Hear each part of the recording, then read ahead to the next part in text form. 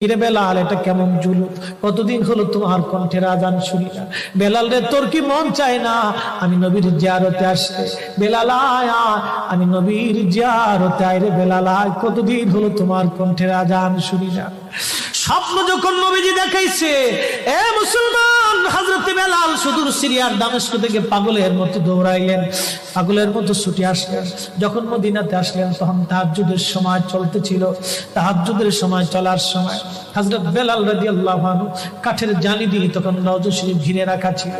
ওই জালির পাশে বসে বসে জালির সঙ্গে মাথা ঠেকাইয়া নবীর পাগল বসে বসে গুনগুন গুনগুন করে কাঁদে আর বলে, হুজুর আপনি আসতে বলেছিলেন, গোলাম এসে হাজির হয়েছে। নবী গো, আজান দিতে বলেছেন, আমি আজান দিলে আপনি আগে নামাজ আসতেন, এখন আজান দিলে কি নবী আপনি নামাজে আসবেন? হুজুর এখন আজান দিলে কি আপনি নবী নামাজে আসবেন?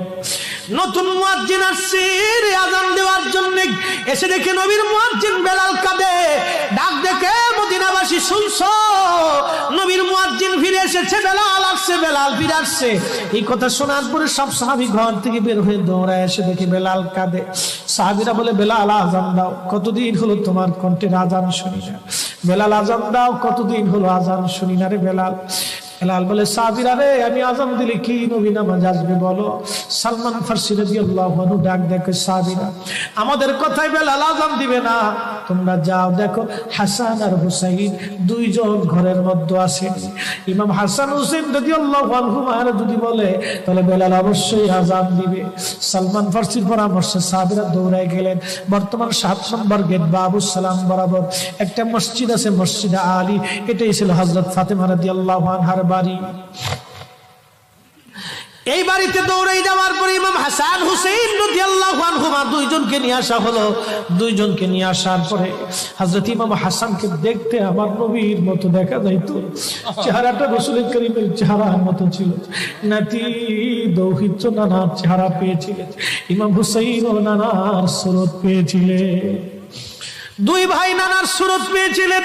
হযরত বেলাল রওজা শরীফ থেকে উঠে হযরতে হাসানের বুকের মধ্যে মাথা ঠেকায় কাঁদতেছে, ইমাম হুসাইনের বুকের মধ্যে মাথা ঠেকায় কাঁদে।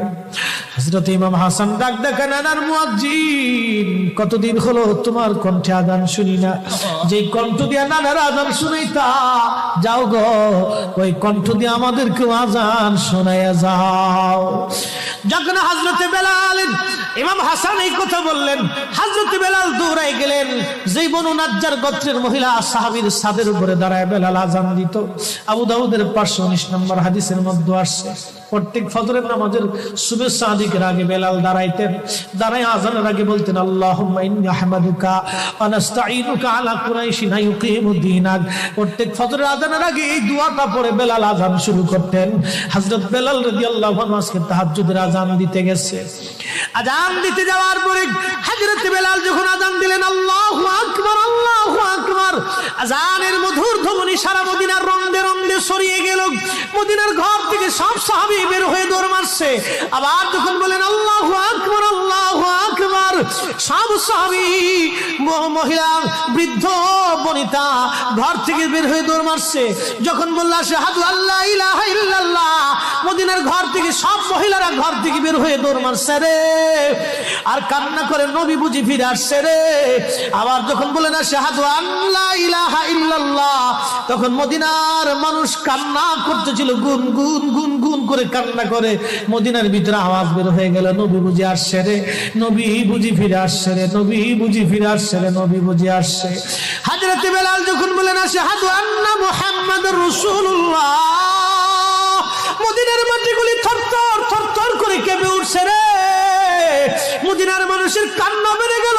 হযরত বেলাল অজ্ঞান হয়ে জমিনের মধ্যে পড়ে গেলেন, তিনি বেহুশ। নবীর আশিক বেহুশ হয়ে গেলেন। বেলালের মতো আশিক